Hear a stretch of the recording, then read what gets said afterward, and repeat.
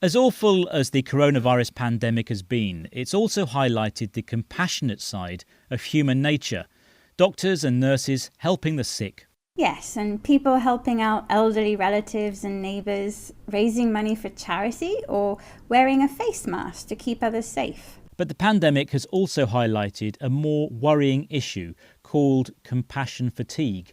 Have you heard of that, Sam? Yes, I think compassion fatigue is a kind of emotional exhaustion which reduces your ability to empathise or feel compassion for others. Yes, exactly, Sam. Compassion fatigue has long been a problem for people working in medical professions, and it's the topic of this programme.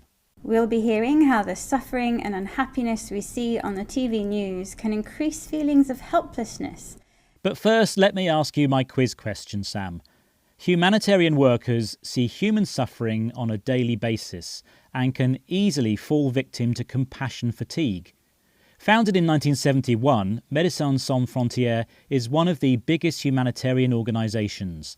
But what does Médecins Sans Frontières mean? Is it A, medicine to the front line, B, Doctors Without Borders, or C, medicine first? I remember newspapers calling it MSF and using its English name, which I think was B, Doctors Without Borders. OK, Sam, we'll find out the answer later on. Compassion fatigue centres on the idea that we can feel too much empathy, and that feeling can lead to emotional burnout. According to psychologist Margaret Heffernan, caring and fatigue are closely connected. Caring for others means taking on someone's pain yourself, and this can have unhealthy consequences for the carer. Well, here's Margaret Heffernan talking to BBC World Service's The Documentary Podcast. See if you can hear the effects of compassion fatigue she mentions.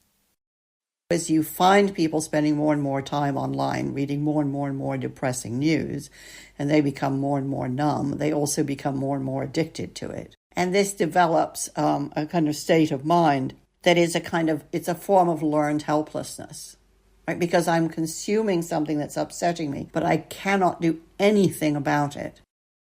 Margaret Heffernan mentions that spending too much time reading depressing online news can leave us feeling numb, unable to feel any emotions or think clearly because we're so upset or afraid. The news exposes us to human suffering around the world, which we feel powerless to help. This can lead to something which in psychology is called learned helplessness, giving up trying to feel better because your previous attempts have not worked. This is all incredibly depressing, Rob. It sounds like we have limited amounts of compassion. Well, there are more positive ways of looking at it, Sam. Here's an alternative view from Tom Rivett-Carnac, speaking with BBC World Service's The Documentary Podcast. I understand why you're saying that it's finite, but I also think compassion is a habit.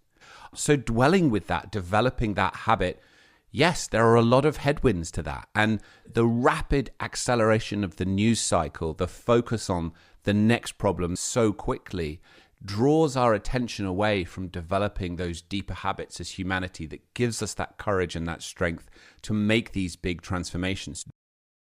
Like Margaret Heffernan, Tim Rivett-Carnac believes the news media is part of the problem. Online newspapers and social media speed up the news cycle, the reporting of a particular news story from the first instance to the last. As a result, we are constantly worrying about the next problem, and this can easily lead to emotional fatigue.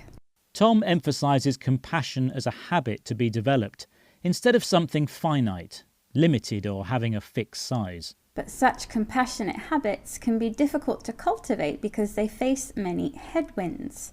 Forces blowing in the opposite direction which stop you moving forward. Headwinds such as the rapid news cycle, which distracts us from developing compassion and courage.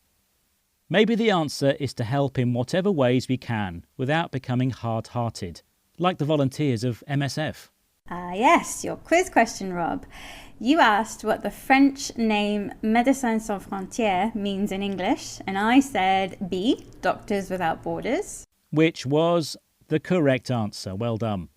Doctors Without Borders, offer volunteer medical assistance in the world's worst conflict zones. Okay, Rob, let's recap the vocabulary, starting with compassion fatigue.